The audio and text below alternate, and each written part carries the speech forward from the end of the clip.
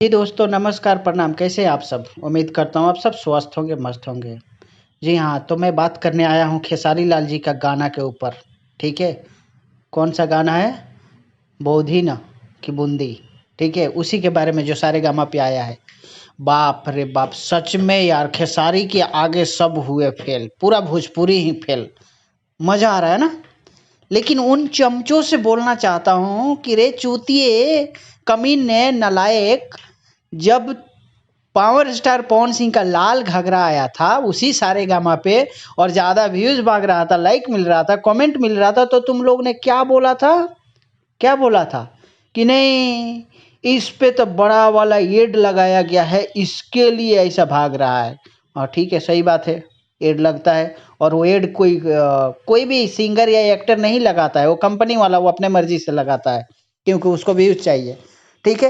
तो अब मैं तुम लोगों से पूछना चाहता हूँ चमचो, जितने भी खेसारी लाल के दलाल हैं उन सबसे पूछना चाहता हूँ कि तुम लोग अब बताओ, तुम लोग का बाप के गाना में कौन सा वाला एड लगा है बेटा?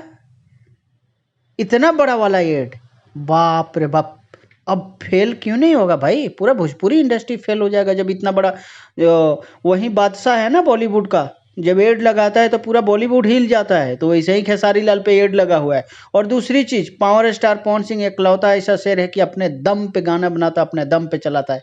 लेकिन हाँ, तुम लोग को ये बता दूं कि खेसारी लाल अपने दम पे नहीं, किसी और के दम पे चलता है। ठीक है?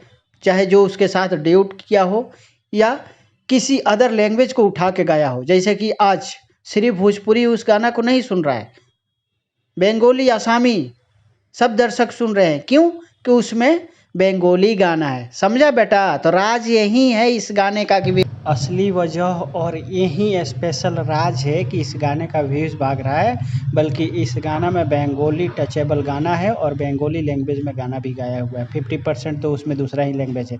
तो इस वजह से पूरे बंगाल के और बंगाली लोग और पूरे आसामी लोग गाना सुन रहे हैं। इसके वजह से इतना व्यूज़ भाग रहा है। नहीं तो खुद के दम पे स्लो सॉन्ग गा के दिखाए अगर गाने में दम है तो, और इतना व्यूज़ भगा के दिखाए।